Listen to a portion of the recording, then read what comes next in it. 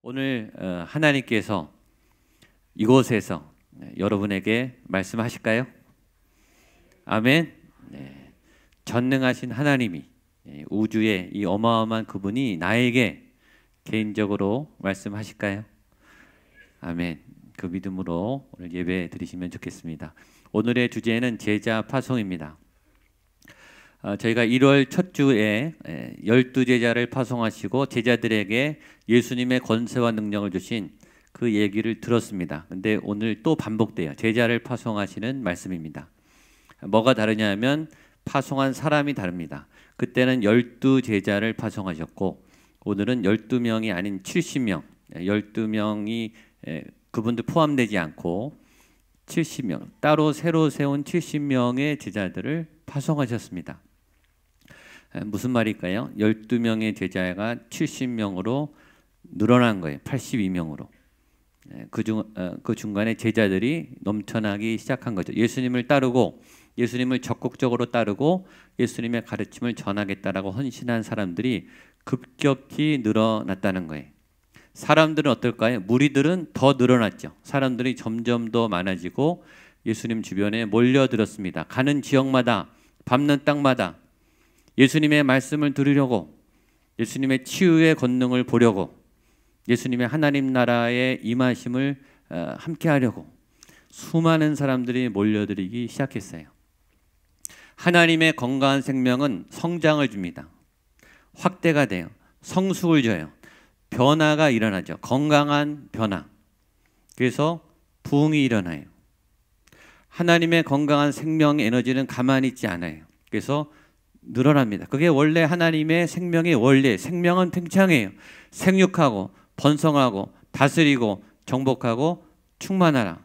성경에는 믿음 있는 자에게 누리는 복, 이것이 넘쳐나는 이 용량을 초과하는 점점 늘어나는 건강한 성숙과 성장을 동반해요. 건강한 현상이죠. 그렇죠? 저는 여러분들이 예수님을 믿어서 이런 건강한 성장과 성숙을 경험하게 되기를 축복합니다. 내가 더 믿음이 커지고 능력이 많아지고 사람들이 모이고 자원이 많아지고 재정이 늘어나고 삶의 지경과 반경이 넓어지고 복음의 이 진척도가 넓어지는 그것이 가정에서 여러분의 삶에서 교회에서 일어나야 정상이에요. 사람들이 모이는 데는 크게 세 가지가 있는 거예요. 첫 번째는 잘하면 모입니다. 좋으면 몰려들어요. 음식을 잘한다. 돈 내고 줄을 서서 먹습니다. 1시간 30분 줄을 서서 먹어요. 사람들이 막 몰려가요. 좋으니까, 잘하니까. 연주를 잘한다. 노래를 잘한다. 사람들이 티켓을 사고 줄을 서서 기다립니다. 잘하면 사람들이 가요. 두 번째 어떨 때 모이냐면은 욕망이 충족될 때 몰려요. 내 쾌락이 자극될 때 몰려요.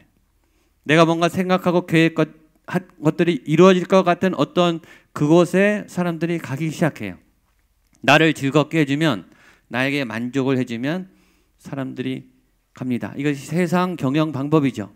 우리의 욕구를 자극해서 집중을 시키고 관심을 끌어서 오게 하는 거예요. 세상적인 경영 마케팅은 거기에 기인해요.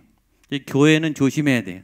교회도 얼마든지 사람들을 자극해서 욕망을 부추겨서 사람을 오게 할 수 있어요. 그러나 그 방법을 쓰면 안 되죠. 그건 건강한 방법이 아니에요. 욕망을 자극하는, 호기심을 부추기는 그런 교회 변질된 프로그램도 많아요. 조심하셔야 돼요. 세 번째, 사람들은 어디에 많이 모이냐면 진짜에 모입니다. 진짜. 이게 진짜다. 이게 진리다. 이게 명강이다. 탁월한 핵심을 찌른다.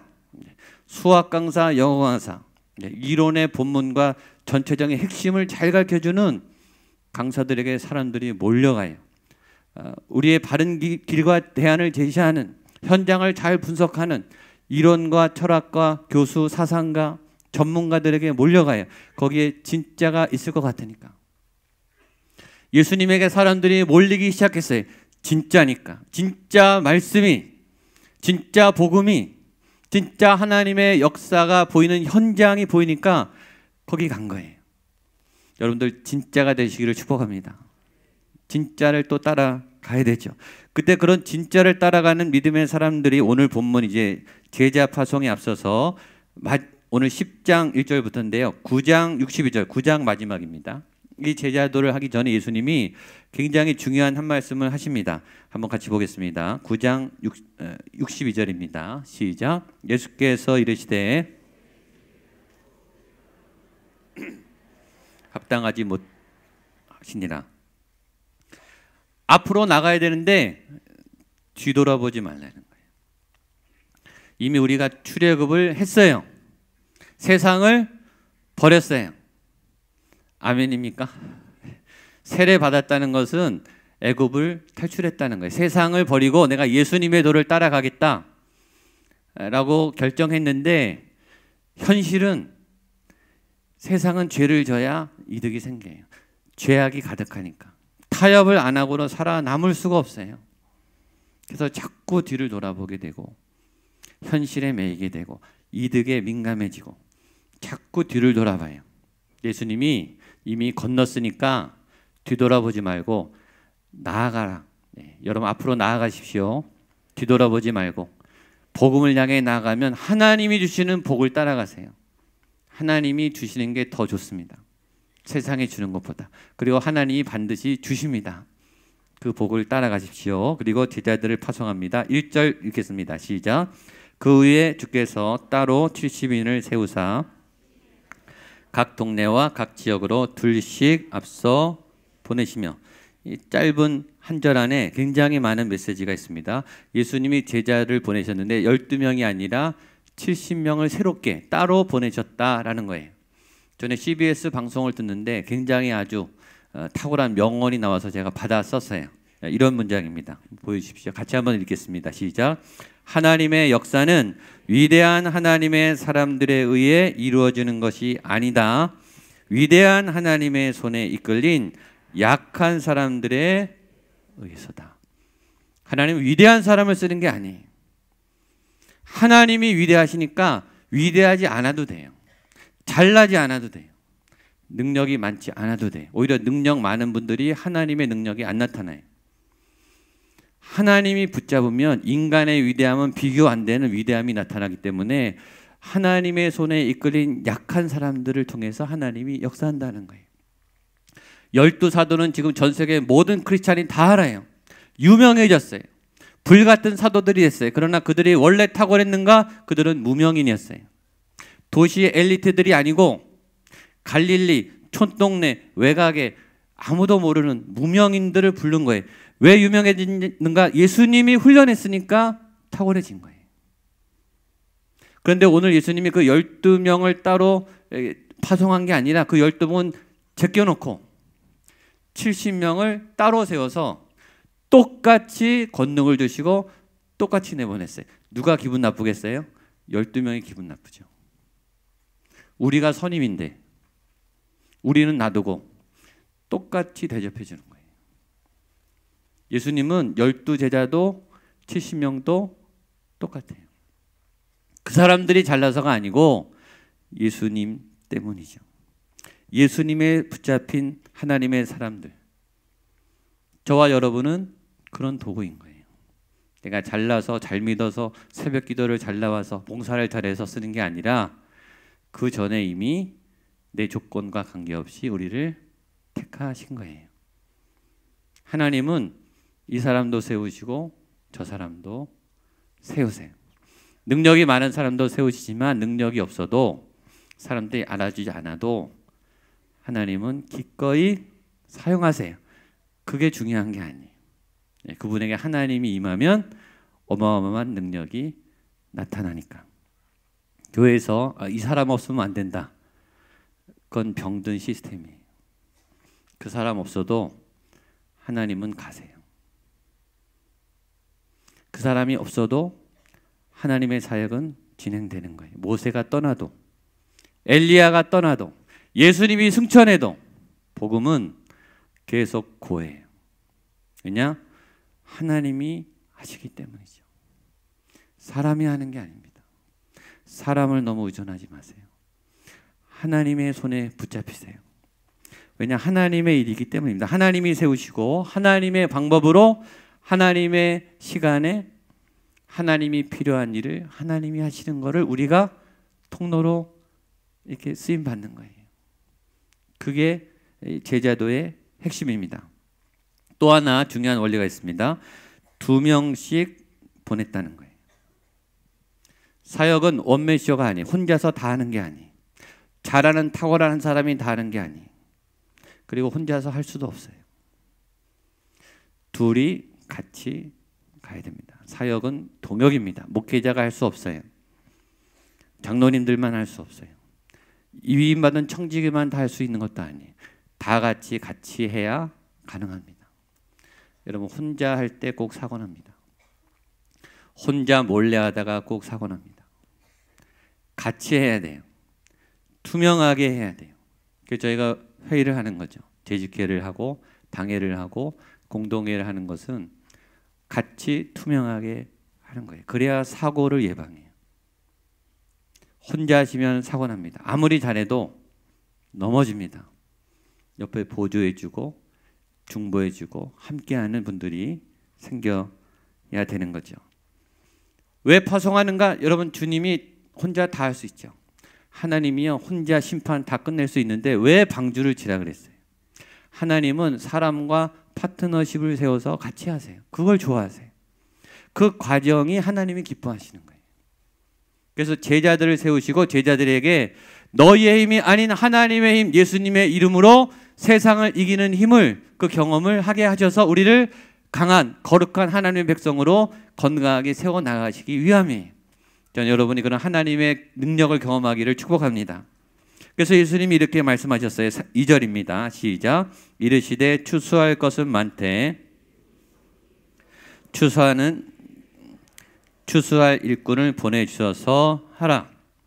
현장을 보면서 추수할 게 많다. 여러분 힘든 분들 너무 많죠. 위로가 필요한 분들 너무 많아요. 눈물 흘리는 분들, 아픈 분들, 죄에 눌려서 고통에 몸부림치면서 자살과 죽음을 매일매일 우울증에 시달리는 정말 불쌍한 분이 얼마나 많아요. 여러분 교회가 역량이 없어서 다 못 도와줍니다. 재정이 모자라서 못 도와줘요. 시간과 능력이 안 돼서 돕고 싶어도 못 도와요. 여력이 없어요. 그만큼 널려 있어요. 우리가 조금이라도 도와주면 반응을 보이고 위로를 얻고 살아날 분들이 널려 있다고요. 근데 뭐가 없어요? 일꾼이 모자라는 거예요. 일꾼이 없다. 원래대로 말하면 추수꾼입니다. 추수꾼. 이단이 이걸 써먹어가지고 추수꾼이라는 말을 못하겠어요. 이 어감이 안 좋아졌어요. 원래 굉장히 좋은 말이에요. 추수하는 성실한 일꾼. 하나님이 하나님의 종들을 일하게 하시기를 원하세요. 그래서 그 일을 예수님의 능력을 내보내서 생명을 살리는 일을 하기 원하시는데 또 하나 중요한 거 3절입니다. 시작. 갈지어다 내가 너희를 보냄이 어린 양을 이리 가운데로. 근데 우리가 나아가 도와야 될 그 현장은 위험하다 안 위험하다? 너무 위험하다. 얼마큼 위험하냐면 이리하고 양의 대결이라는 거예요. 양이 이깁니까? 이리가 이깁니까? 이리가 이기죠. 우리가 회사를 바꿀 수 없죠. 우리가 사회의 이 시스템, 우리가 정치를 바꿀 수가 없어요. 이게 몇십 년 고질적인 이 병폐를 법도 못 바꾸잖아요. 우리는 너무 약하고 힘이 없어요. 이리는 사납습니다. 폭력적인. 잡아먹습니다. 우리가 먹혀요. 괜히 덤볐다가 우리가 뼈도 못 추려요. 잡아먹혀요. 그렇게 위험한 세상에 그러면 예수님이 그럼 니네 가지마 위험하니까 이게 아니고 3절에 뭐라 그랬어요? 갈지어다 이랬거든요. 잔인하죠. 우리가 훨씬 약한 걸 아는데 예수님이 가라는 거예요.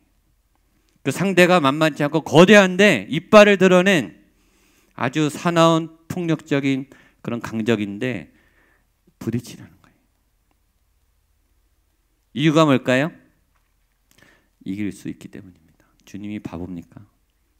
잡혀 먹히는데 왜 보내겠어요? 그러니까 예수님의 말씀을 잘 따라서 가면 어린 양이 이리를 이길 수 있습니까? 아멘. 대답이 점점 작아지고 계십니다. 어린 양이 이리를 이길 수 있습니다. 보혈의 능력이 있으면. 그러니까 그 다음에 지침을 잘 봐야 되는 거예요. 그럼 어떻게 이기는가? 우리는 약한데, 무능한데, 우리 안에 그런 힘이 없는데 어떻게 그 엄청난 이리를 이길 수 있는가?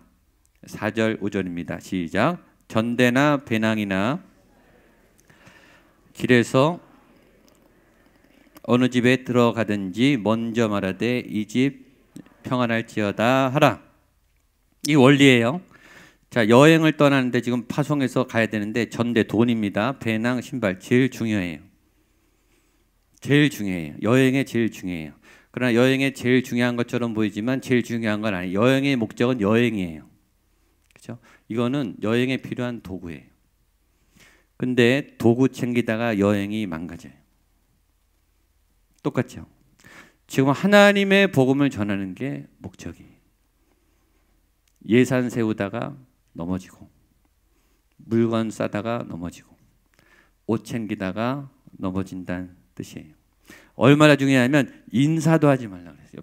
옆에 가서 인사도 하지 말고 곧바로 하나님만 따라가라 그거예요. 복음에 집중하라. 예수님만 담아가라. 이곳에 우리가 온 이유는 예수님을 만나러 왔어요. 여러분, 예배는 드렸는데 하나님을 안 만난다면, 기도는 했는데 하나님이 없다면, 안내와 봉사 주차를 열심히 했는데 하나님을 안 만났다면 그게 무슨 소용이 있습니까? 무슨 생쇼예요 그게. 건물은 잘 지었는데 하나님은 안 계세요. 그 건물이 무슨 소용이 있습니까? 그런데 우리는 건물 짓다 싸우고, 수련회 준비하다 싸우고, 찬양하러 오다가 싸우고, 다 나가 떨어지는 거예요. 거기에 시험이 있어요. 비본질적인 것의 본질을 다 잃어버린다는 거예요. 이 유대인들이 11조를 얼마나 11조는 하나님의 말씀이고 율법이죠. 박하, 회양, 근체, 양념까지 11조를 했어요. 철저하게. 그렇게 철저하게 11조를 했던 그 사람들이 정작 예수님은 죽였잖아요. 그게 뭐냐고요. 11조를 잘해놓고 예수님은 배척하고, 본질은 다 버리고 껍데기는 붙잡고. 어떤 분이 한 달 봉급이 365만 4천 원이라고 가정하면 365만 4천 원, 11조 얼마 하면 됩니까? 36만 5,400원 하시면 되죠. 30만 원 하는 분도 있죠. 35만 원 하는 분도 있고, 36만 원 하는 분도 있고, 37만 원 하는 분도 있고, 40만 원 하는 분도 있겠죠. 그걸 왜 논쟁을 합니까? 여러분, 헌금하는 것 자체가 감사하죠. 30만 원도 어디예요? 그 마음은 예쁘잖아요. 하나님께 드린 거 아니에요. 그 마음을 보면 돼요. 그 마음에 믿음이 자라면 그분이 알아서 40만 원 하실 때가 오겠죠. 기다리면 되죠. 그걸 토론해서 그 사람을 헤집어 놓고 잣대로 평가를 하고 난도질을 해대면 어떻게 교회에 나옵니까? 그 귀한 마음을 봐야 되는 거죠.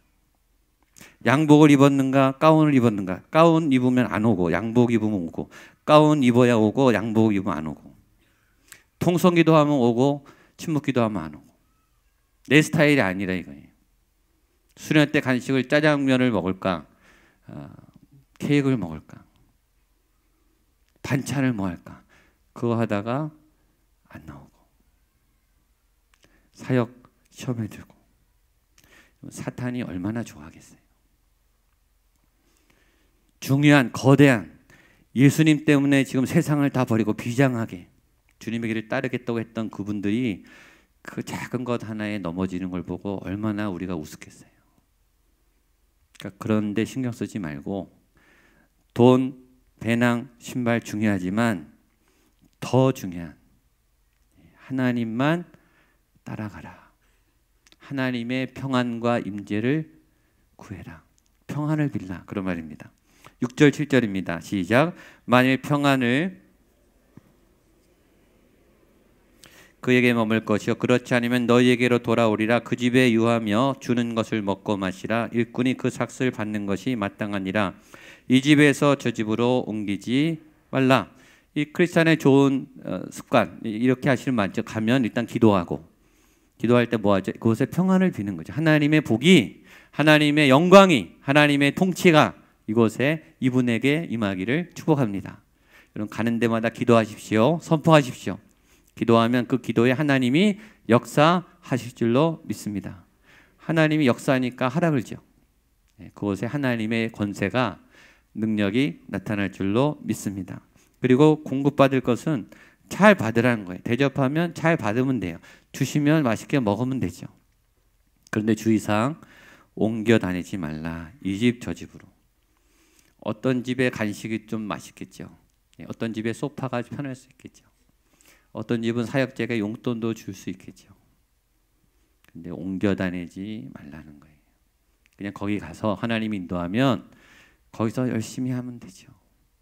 자꾸 견눈질하면 안 된다는 거예요. 본질, 핵심, 지엽적인 거 우리가요 거기서 다 넘어져요. 중요한 거에 넘어지는 게 아니라 아주 사소한 거, 정말 말하기도 부끄러운 거, 부부싸움, 이 세계의 평화를 위해서 부부싸움하지 않으시죠?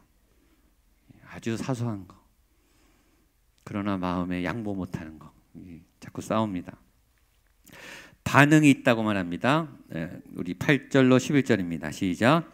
어느 동네에 들어가든지 너희를 영접하거든 너희 그것을 먹고 거기 있는 병자들을 고치고 또 말하기를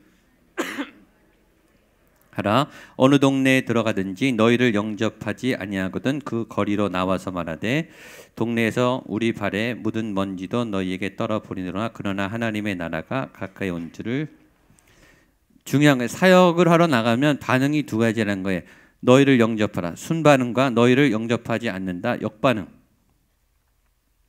우리를 환대해주고 복음을 받아들이고 우리가 잘해주는 분이 있고, 아니면 우리의 말을 거들떠도 안 보고 또 우리를 무시하고 또 거부하고 배척할 뿐만 아니라 오히려 역공격을 하고 우리의 복수를 하는 그런 센 반응도 있다는 거예요. 여러분 상식적으로 순반응이 많겠어요? 역반응이 많겠어요? 역반응이 당연히 많죠. 왜냐? 그들은 그들의 일상을 지금 살고 있는데 우리가 쳐들어가는 거 아닙니까? 그들의 스케줄을 깨고 들어가는 거 아니에요. 누가 좋아하겠어요? 누가 귀 기울여서 나에게 주목하겠어요? 이분들에게는 힘든 일이에요. 그만큼 어려운 일이에요. 여러분 사역은 역반응이 정상입니다. 안 듣는 게 정상이에요. 주일학교 하는데 아이들이 다 내 말을 잘 들어요. 그건 기적입니다. 말 안 듣는 게 당연한 겁니다. 예수님이 미리 얘기하는 거예요. 니네를 좋아하는 사람도 있는데 니네 공격받는다. 각오하고 있어. 이걸 얘기하는 거예요. 청지기로 임명을 받았어요. 그 말은 뭐냐면 공격받을 각오하고 가는 거예요. 어려운 일이 있는 거예요. 내가 예상한 아주 당황스러운 반응을 만나는 거예요. 그런데 일하다가 그 반응을 만나면 그냥 내려놔요. 힘들다는 거예요. 힘들 줄 모르고 했냐 이거죠. 힘든 줄 알고 하신 거잖아요. 잘 안 될 줄 알고 한 거예요. 그러니까 사역이죠. 잘 되면 왜 시킵니까? 잘 되면 알아서 잘 가는데 왜 그 사람이 필요하겠어요? 안 되니까 해결하라고 거기 있는 거예요. 공격 받죠. 모함 받죠. 엉뚱한 소문 나죠. 아주 갈갈이 상처를 받습니다. 그런 이리들이 득실거리는 현장에 예수님이 보내시는 거예요. 그럴 때는 주저없이 놓고 나가라 이거예요. 그냥 떠나면 돼요. 안 하면 됩니다. 그리고 다른 곳으로 가면 돼요. 환영하면 먹고 병자를 고치고 하나님 나라를 선포하면 됩니다. 영접하지 않으면 떠나고, 그러나 복수하지 말고, 그러나 하나님의 나라가 더 임할 것을, 하나님의 진노가 임할 것을 그걸 기억하라라고 했습니다. 하여튼 핵심은 뭐냐면 복음이에요. 하나님의 나라가 어디에 있는가, 어디는 거절돼서 안 가고 어디는 가는가, 복음에 집중하라는 것입니다. 그러나 거절하면 우리는 공격받아도 그분들은 하나님이 보복하신다는 거예요. 12절로 15절입니다. 보겠습니다. 시작. 내가 너희에게 말하노니 그날에 소돔이 화있을진저 고라시나 화있을진저 벳세다야 너희에게 행한 모든 권능을 두로와 시돈에서 행하였더라면 그들이 벌써 베옷을 입고 제 앉아 회개하였으리라. 심판 때에 두로와 시돈이 너희보다 견디기 쉬우리라. 가버나움아 내가 하늘에까지 높아지겠느냐 음부에까지 낮아지리라. 거절하면 우린 공격당하지만 하나님이 갚아주신다는 거예요. 하나님이 공의의 하나님이시고 하나님이 진리와 정의의 하나님이기 때문에 그들의 악과 또 그들의 거절에 따른 심판을 받게 돼요. 이것을 믿으시기를 바랍니다. 그걸 믿으셔야 억울함을 안 당해요. 두 번째는 복수하지 말라는 거예요. 너희는 놓고 그 다음 일로 가면 되는 거예요. 복수는 하나님이 하니까. 우리는 복수하는 데 시간을 다 보내요. 억울함을 곱씹다가 새로운 일을 못해요. 내 자존심이 망가지고 손해받고 감히 나를 무시해? 감히 나를 거절해? 괘씸해서 그걸 계속 묵상하고 있어요. 그러니까 앞으로 못 나가요. 그냥 내려놓고 복수하는데 고민하지 말고 과거의 상처에 끌려다니지 말고 내려놓고 너희는 앞으로 나아가라. 뒤는 내가 할게. 하나님이 그러시는 거예요. 그리고 예수님이 말씀하십니다. 16절입니다. 시작. 너희 말을 듣는 사람은 내 말을 듣는 것이요 배척하는 사람은 나를 배척하는 것이다. 또 나를 배척하는 사람은 나를 보내신 그분을 배척하는. 왜 예수님이 하신가? 내가 보냈으니까. 내가 너희를 보낸 것은 너희들이 내 일을 하는 거니까 너희를 거절하는 사람은 예수님을 거절하는 것이 되는 거죠. 예수님을 거절하는 사람은 하나님을 거절하는 것이 되고 그 책임은 그 사람이 받는 거예요. 하나님이 갚아주는 거예요. 제자란, 사도란 부름을 받고 보냄을 받아서 예수님의 심부름을 하는 거예요. 예수님의 권위가 있는. 그래서 받아들여도 거절당해도 당당하시기를 축복합니다. 아니면 그분에게 화가 있는 거예요. 나는 그냥 하면 되는 거예요. 열매를 내가 취하려고 하니까 자꾸 힘든 거예요. 나는 뿌리고 가면 돼요. 열매를 맺든지 심판을 하시든지 그것은 하나님의 몫입니다. 예수님이 지금 누가복음인데 마태복음에 그 예수님의 복음을 대표적으로 거부한 율법학자들에 대한 두 가지 문제점을 지적하셨습니다. 첫 번째는 언행의 불일치, 말과 행동이 다르다는 거예요. 마태복음 23장 3절입니다. 같이 한번 보겠습니다. 시작. 그러므로 무엇이든지 행하고 지키되 그들이 하는 행위는 본받지 말라. 그들은 말만 하고 행하지. 말은 잘해요. 설교는 잘해요. 강의는 잘해요. 감동도 주고 눈물도 하게 하는데 삶은 엉망진창이에요. 삶은 보니까 야가 빠졌어요. 자기 건 다 챙겨요. 자기는 하나도 희생 안 하고 감동을 시켜서 다른 사람만 희생하게. 삶이 없어요. 그러니까 못 들어가는 거예요. 두 번째는 하나님보다 사람에게 관심이 많았어요. 마태복음 23장 5절로 7절입니다. 시작. 그들의 모든 행위를 사람에게 보이고자 하나니 곧 그 경문띠를 넓게 하며 잔치의 윗자리와 회당의 높은 자리와 시장에서 문안받는 것과 사람에게 랍비라 칭함을 받을 것을 좋아합니다. 이 사람들은 하나님께 신경을 써야 되는데 보이는 사람에게 보여지는 것을 다 신경 쓰는 거예요. 기도할 때도 거룩하게 하고 옷도 굉장히 화려하고 예식이 많고 뭐가 절차가 복잡해서 굉장히 근엄하고 믿음이 좋은 것처럼 치장하는데 그게 하나님을 향한 게 아니라 사람을 다 신경 썼다라는 거예요. 우리도 그래요. 우리도 하나님을 예배하지만 사람에게 굉장히 의식을 많이 해요. 사람의 인정에 굉장히 민감해요. 세상도 마찬가지죠. 우리가 왜 사람을 그렇게 신경 쓸까요? 사람이 모이는 게 왜 중요할까요? 사람의 반응은 왜 중요합니까? 그 사람들이 박수를 치고 나에게 관심을 갖고 나를 지지해 줘야 내 자리가 점점 확보돼요. 내 자리가 확보되면 내 자리가 올라가고 올라가면 힘이 생기고 힘이 생기면 돈이 생겨요. 그게 무너질까 봐 두려운 거예요.